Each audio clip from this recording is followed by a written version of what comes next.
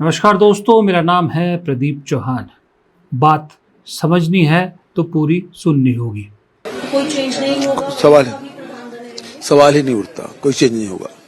भूपेश बघेल के इस छोटे से सेंटेंस में पंजाब की पूरी कहानी का समापन कह लीजिए आप, यूं कहिए या यूं कह लीजिए निष्कर्ष निकल गया। पंजाब की कहानी, पंजाब कांग्रेस की कहानी जो पंजाब में चल रहा है, इस एक सेंटेंस ने साफ बता दिया कि राहुल गांधी ने क्लियर मैसेज न सिर्फ पंजाब को दिया है बल्कि पंजाब के बहाने पूरे देश की जितनी भी प्रदेश इकाइयां हैं कांग्रेस की, सबको एक संदेश, कड़ा संदेश बड़ा क्लियरली दे लिया है कि प्रेशर पॉलिटिक्स अब कांग्रेस में नहीं चलेगी। प्रेशर पॉलिटिक्स का युग खत्म हो गया है। कांग्रेस जो दबाव की राजनीति किया करती थी अब वो नहीं चलेगी। ये सिर्फ पंजाब को नहीं है, पूरे देश की सभी इकाइयों को है। आखिरकार राहुल गांधी ने चन्नी और रंधावा गुट का जो प्रेशर है या जो उनकी नाराजगी है उसके आगे झुकने से क्यों इनकार कर दिया?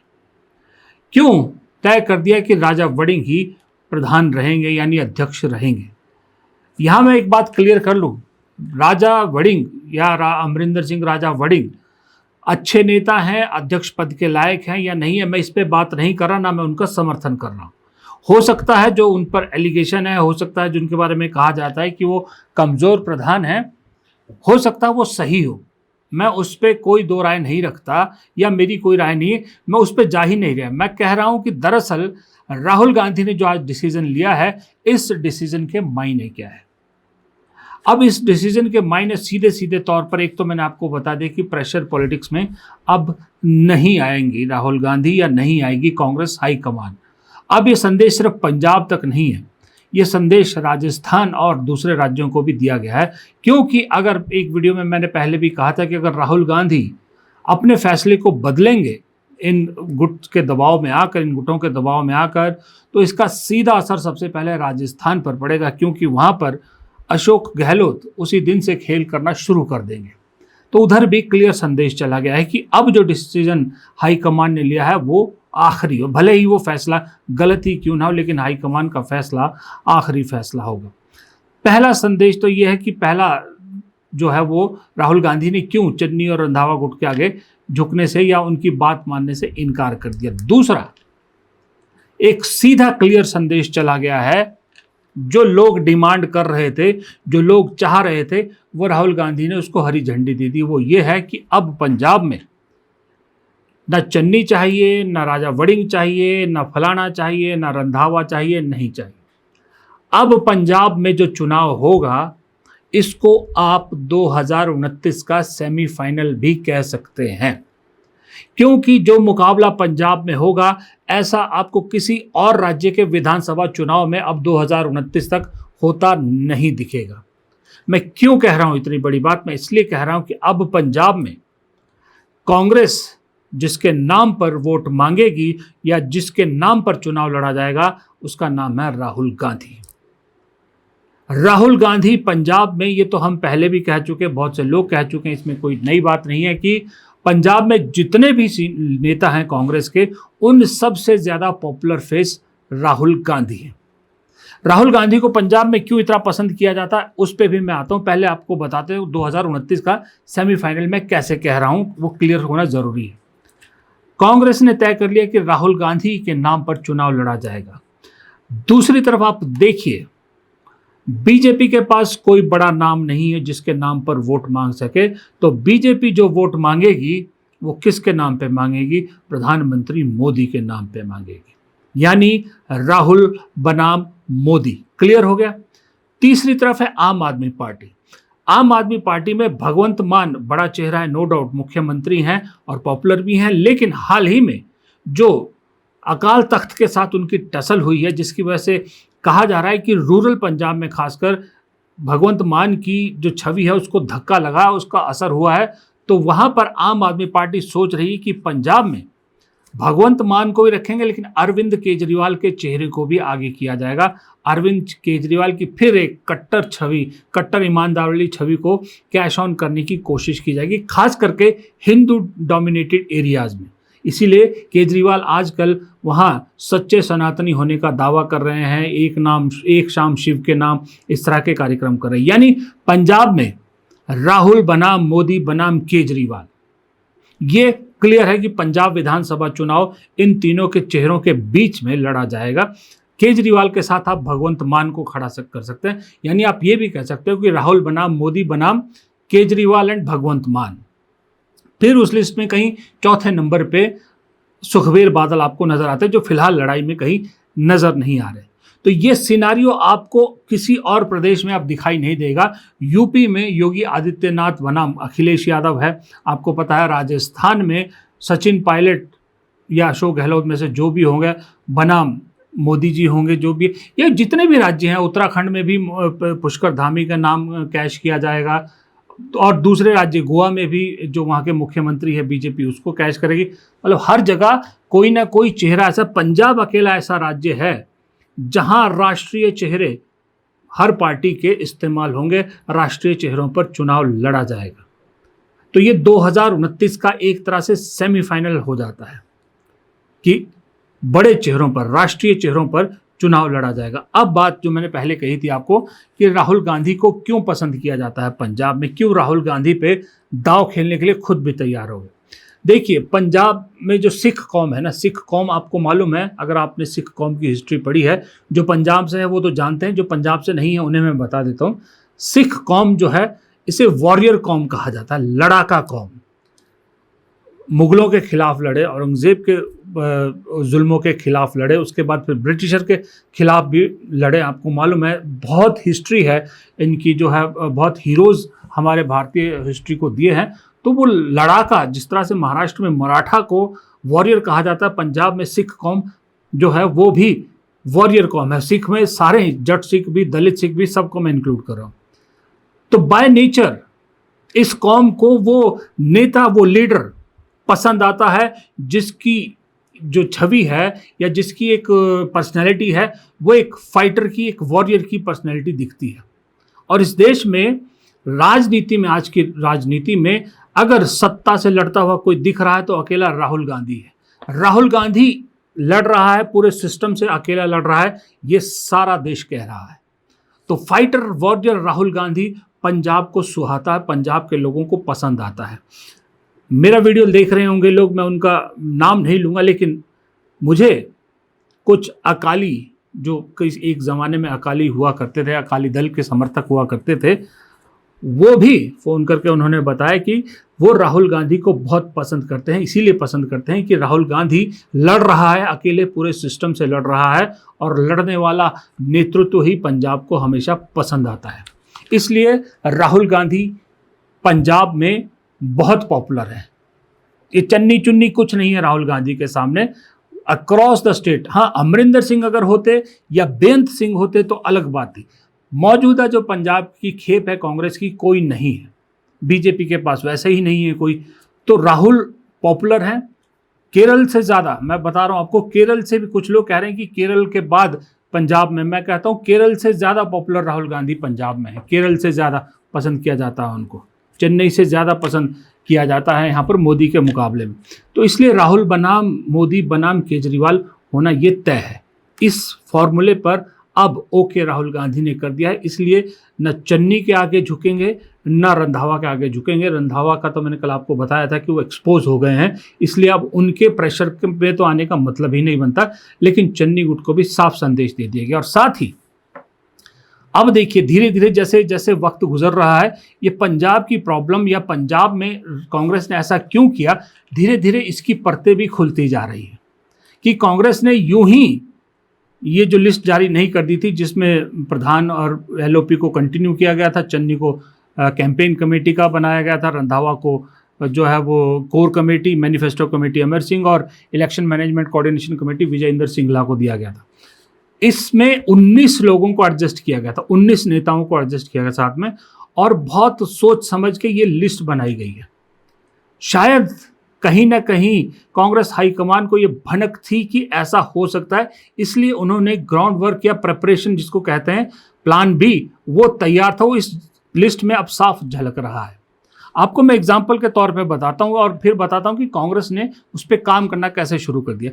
अब आप देखिए, जो अध्यक्ष हैं राजा वड़िंग, जट सिख है, कंटिन्यू कर दिया, ठीक है। एलओपी है प्रताप सिंह बाजवा, जट सिख है, कंटिन्यू कर दिया। चरणजीत सिंह चन्नी जो अपने आप को दलित चेहरा बता रहे हैं, दलित जिस कम्युनिटी से आते हैं उसी का फायदा उठा के अपने आप को सबसे बड़ा नेता बता रहे हैं, वो नो डाउट दलित कम्युनिटी से आते हैं। उन्हें कैंपेन कमेटी जो इक्विवेलेंट होता है ऑलमोस्ट कांग्रेस में जो अध्यक्ष होता है उसके बराबर कैंपेन कमेटी का जो अध्यक्ष बनाया जाता है उसे माना जाता है। और बहुत बार मैंने आपको बताया कि मुख्यमंत्री बनाए गए हैं कैंपेन कमेटी के अध्यक्ष दलित।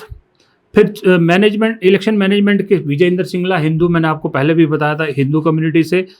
कोर कमेटी सुखजिंदर रंधावा, जट कम्युनिटी से, जट सिख कम्युनिटी से। Manifesto committee doctor Amar Singh, एक और दलित सांसद।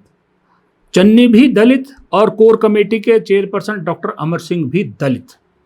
अब इसमें देखिए, फिर उसके अलावा पंजाब में 3 वर्किंग प्रेसिडेंट बनाए गए, 3 कार्यकारी अध्यक्ष बनाए गए। 3 कौन कौन? सुखविंदर सिंह डैनी, राजकुमार वेरका और संगत सिंह गिलजियान। राजकुमार वेरका को मैं बहुत सालों से जानता, तभी कांग्रेस के नेता भी नहीं हुआ करते थे। यहां भी देखिए क्या जातीय समीकरण बिठाया कांग्रेस ने। सुखविंदर सिंह डैनी दलित, वर्किंग प्रेसिडेंट है, 3 ध्यान रखिएगा। सुखविंदर सिंह डैनी दलित समुदाय से, राजकुमार वेरका दलित समुदाय से और संगत सिंह गिलजियान ओबीसी समुदाय से। यानी अध्यक्ष जट सिख बनाया, उसके नीचे 3 कार्यकारी अध्यक्ष, उसमें से 2 दलित और 1 ओबीसी जो है वो चेहरा देगा। उसके अलावा बाकी कमेटियों में जो डाले गए उसमें भी आप देखोगे तो 3 या 4 दलित चेहरे हैं, तकरीबन 3 ही हिंदू चेहरे भी उसमें मिलेंगे आपको, जिसमें धर्मवीर गांधी सांसद भी हैं, भरत भूषण आशु भी है, ओपी सोनी भी हैं और उसके अलावा ओबीसी भी हैं और मुस्लिम रजिया सुल्तान मुस्लिम चेहरा भी है। बहुत जातीय समीकरण बिठा के ये सारी कमेटियां बनाई गई थी। अब उसका असर ये हो रहा है कि भूपेश बघेल को 3 दिन हो गए हैं पंजाब में बैठे हुए, 5 दिन के लिए है।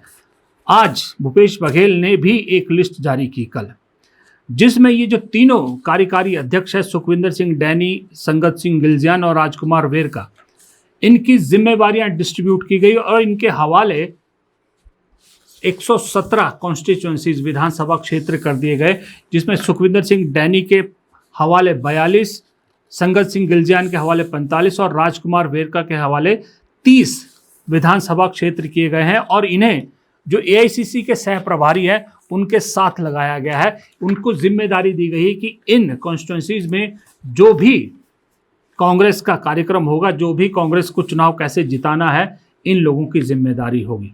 और जैसे ही ये जिम्मेदारी बटी और जैसे ही भूपेश बघेल की जो कहीं डिनर डिप्लोमेसी, कहीं चाय डिप्लोमेसी, कहीं घर जाने की डिप्लोमेसी, ये सब शुरू हुई, इसका असर भी होना शुरू हो गया। क्योंकि अब ये जो चन्नी के साथ नेता दिख रहे थे, इनके सुर बदलने शुरू हो गए हैं और पहले दिन जो सख्ती थी वो अब नरमी में बदल गई है और जो भूपेश बघेल पहले दिन नरम दिख रहे थे वो अब सख्त दिखने लगे हैं।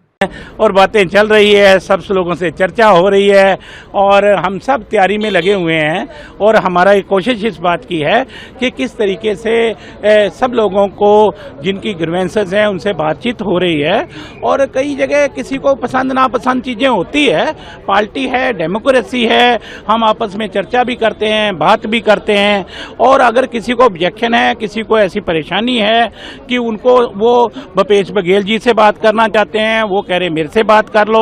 अगर यहाँ भी सेटिस्फाई नहीं है, वो चाहते हैं कि नहीं हम राहुल जी से बात करेंगे, खाड़गे जी से करेंगे, केसी वेणुगोपाल से करेंगे, तो वो स्वागत है और यहाँ से उनकी मीटिंग अरेंज करवा दी जाएगी। Within the party matter है, within the party matter party में बैठ के सुलझा लेंगे हम।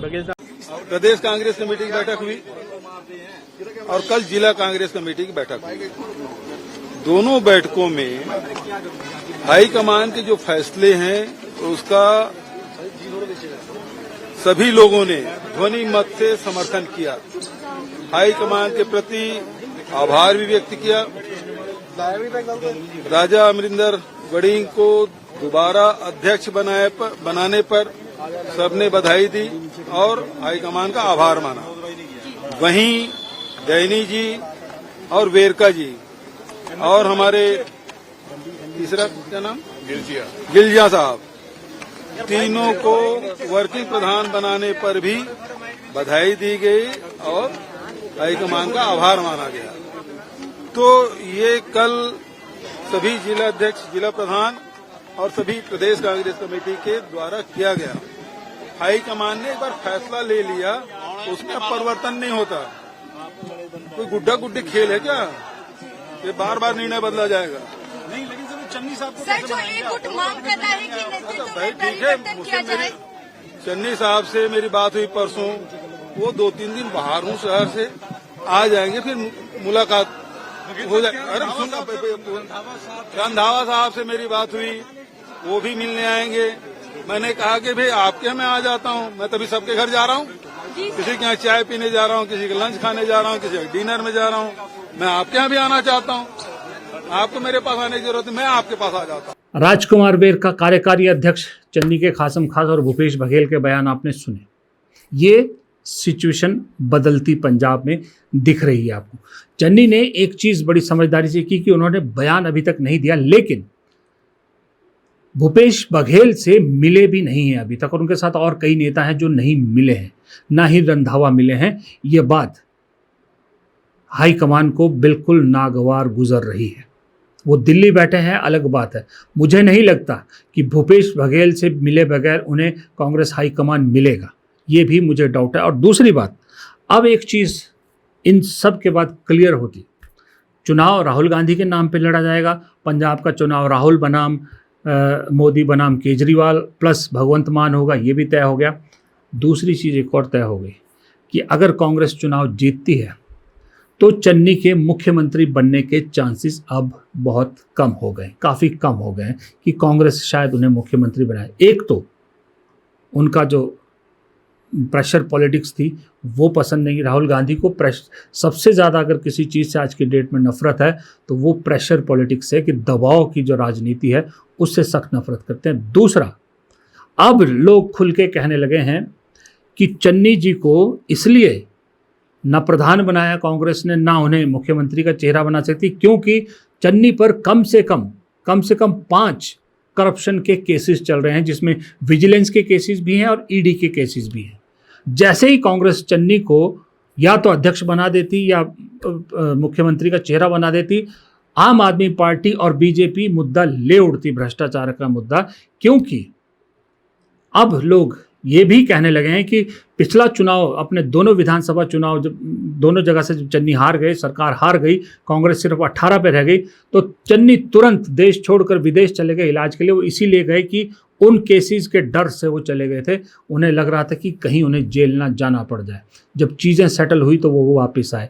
तो करप्शन का मुद्दा बहुत बड़ा बनने वाला था, इसलिए कांग्रेस ने चन्नी के नाम पर, जो पहले सोच रहे थे कि चन्नी को कमान दे दें, वो लास्ट मोमेंट पे बैकआउट इसलिए किया कि उनके करप्शन के मुद्दे कांग्रेस को भारी पड़ने वाले थे। अब ऊपर से नाराजगी दिखाकर, प्रेशर पॉलिटिक्स करके, और साथ में ये भ्रष्टाचार के मुद्दे, इन दोनों की कॉम्बिनेशन करके जब आप देखो तो चन्नी के अब मुख्यमंत्री बनने के चांसेस मुझे पर्सनली कम नज़र आते हैं। हालांकि यह कोई कांग्रेस पार्टी है जिसे आज आंखें दिखा रहे हैं चन्नी, जिन्होंने 2021 में पंजाब को पहला दलित सीएम दिया था चन्नी के रूप में। चन्नी जबकि गिनती में भी नहीं थे, कहीं 2012 तक तो कांग्रेस में भी नहीं थे ये। एक और डार्क हॉर्स बीच में नाम चल पड़ा है, वो इसलिए कि वो आदमी बैलेंस होकर चलता है और क्लीन इमेज है।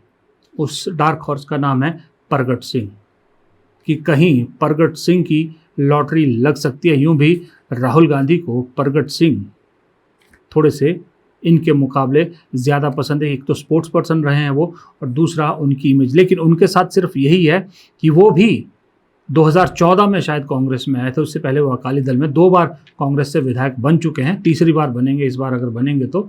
लेकिन इसके अलावा उनके साथ कोई बैगेज नहीं है। पर ये तो चलिए भविष्य के गर्भ में है कि कौन बनता है कौन नहीं बनता, प्रगट सिंह का लॉटरी लगती है या नहीं लगती, किसी और दिन बात करेंगे। लेकिन आज के दिन में सबसे बड़ी खबर मैं बता रहा हूँ आपको ये है कि पंजाब का चुनाव आप 2029 के सेमीफाइनल के रूप में देख सकते हैं, क्योंकि 3 बड़े राष्ट्रीय चेहरे आपको यहाँ पर एक दूसरे से मुकाबला करते नजर आएंगे। और दूसरी बात ये है कि ये पंजाब के चुनाव तय करेंगे कि पंजाब में क्या बीजेपी रास्ता बनाने में कामयाब हो पा रही है, जिस मंसूबे से वो पंजाब में राजनीति कर रही है क्या उसमें वो कामयाब होती नज़र आ रही है।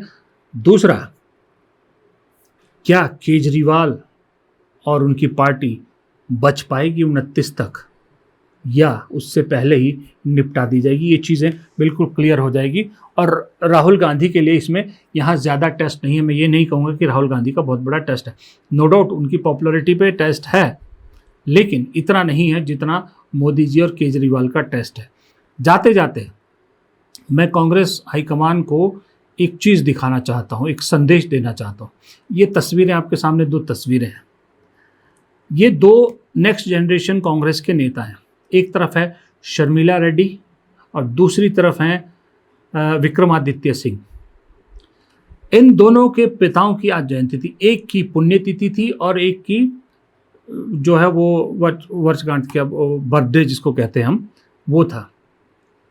दोनों नेता को उनकी अगली पीढ़ी आज श्रद्धा सुमन अर्पित कर रही है। लेकिन मैं ये नहीं दिखा रहा, मेरा इन तस्वीरों को दिखाने का मकसद ये है कि ये दोनों नेताओं जिनको आज ही के दिन एक की मृत्यु हुई और एक का जन्मदिन है, कांग्रेस ऐसे नेताओं को आज सबसे ज़्यादा मिस कर रही है। जब तक वाईएस राजशेखर रेड्डी आंध्र प्रदेश में थे, कांग्रेस को कोई चैलेंज करने वाला नहीं था। वो आदमी कांग्रेस के लिए जितना लॉयल था, उतना नेता आंध्र प्रदेश को उसके बाद कांग्रेस ढूंढने से नहीं मिल पा रहा। उन्होंने कांग्रेस को अपने कंधे पर ढोया, वहाँ पार्टी ने उनको नहीं ढोया, उन्होंने पार्टी को ढोया। उनकी इमेज ऐसी थी। दूसरी तरफ थे वीरभद्र सिंह, हिमाचल के 7 बार के मुख्यमंत्री। कांग्रेस का जब तक वीरभद्र सिंह थे, कांग्रेस का कोई बड़ा या वो कांग्रेस को कोई बड़ा चैलेंज नहीं दे पाई थी बीजेपी। हाँ, अलग बात है कि हर बार सरकार बदलती थी, लेकिन बीजेपी भी जानती थी जब तक वीरभद्र सिंह है, कांग्रेस हर बार वापसी करती थी। पिछले चुनाव में बेशक सुखविंदर सिंह सुक्खू मुख्यमंत्री बने, वीरभद्र सिंह दुनिया छोड़ चुके थे, लेकिन उन्हीं के नाम पर वोट मांगे कांग्रेस ने, उन्हीं के नाम पे वोट मांगे गए और उनके नाम पे बहुत सारी जीत दर्ज की गई। अकेला वीरभद्र सिंह ऐसा नेता था जो हिमाचल में कहता था मैं कहीं से भी खड़ा हो जाऊं, मैं जीत के दिखा सकता हूं, और कई बार उन्होंने करके दिखाया था। उधर आंध्र प्रदेश में भी यही था। मेरे कहने का मतलब है कि ऐसे नेता कांग्रेस को अब चाहिए। सेल्फिश नेता हर एक होता है, इसमें कोई दो राय नहीं, ये 2 भी रहे होंगे, लेकिन ऐसे नेता चाहिए आज की डेट में जो राहुल गांधी के कंधे का बोझ शेयर कर सके, जो अपने नाम पर चीज़ों को खींच सके, अपने नाम पर पार्टी को जिता सके, या अपने नाम पर पूरा ना भी जिता पाए, कम से कम इतना एक रुतबा तो रखें कि पूरे प्रदेश में कहीं से भी चुनाव लड़े तो वो जीत सके। ऐसे नेता चाहिए जो कांग्रेस में फिलहाल तो नहीं है, जिसकी सबसे बड़ी कमी खल रही है। कांग्रेस को पैदा करने पड़ेंगे, ऐसे नेता ढूंढने पड़ेंगे, तभी राहुल गांधी के कंधे का बोझ कम होगा। वरना हर जगह राहुल गांधी के चेहरे को ही आगे करेंगे तो देखिए इम्पॉसिबल है, किसी के लिए भी इम्पॉसिबल है कि हर जगह वही जीते जब तक आपके पास संसाधन ना हो। यूं तो अगर कहें आप कहोगे कि मोदी जी के नाम पे सारे चुनाव लड़े जाते और जीत जाते, उनके पास जो है वो एक बार राहुल गांधी को दे के देख लीजिए, फिर गारंटी देता हूं कि भारत तो छोड़िए, भारत के बाहर के चुनाव भी कहीं राहुल गांधी ना जीत जाए। फिलहाल इस वीडियो में इतना ही। वीडियो पसंद आया तो लाइक कीजिएगा, शेयर कीजिएगा, कमेंट बॉक्स में अपनी राय आप भी ज़रूर दीजिएगा, और चैनल को अगर सब्सक्राइब नहीं किया है, प्लीज़ आप वीडियो देखते हैं, चैनल को पसंद करते हैं तो चैनल को सब्सक्राइब ज़रूर कीजिए। नमस्कार।